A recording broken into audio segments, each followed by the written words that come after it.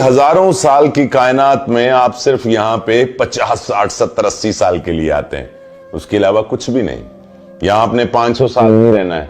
अपनी अकड़, अपनी फूफा, ये सोचकर उसको पीछे धकेल दिया करें कि आप एक मेहमान हैं, थोड़े से वक्त के लिए आए हैं और वो वक्त बहुत करीब है कि आपने वापस अपने घर चले जाना है।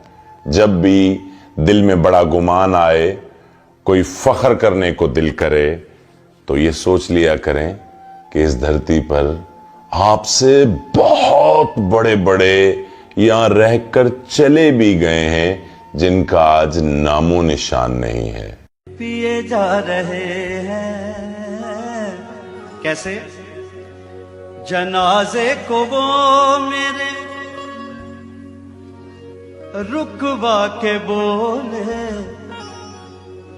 जनाजे को वो मेरे रुकवा के बोले, ये लौटेंगे कब तक, कहाँ जा रहे हैं, आय हाय आय हाय, ये लौटेंगे कब तक, कहाँ जा रहे हैं। ऊपर से आवाज आई, यहां काट कर जिंदगी की सजाएं,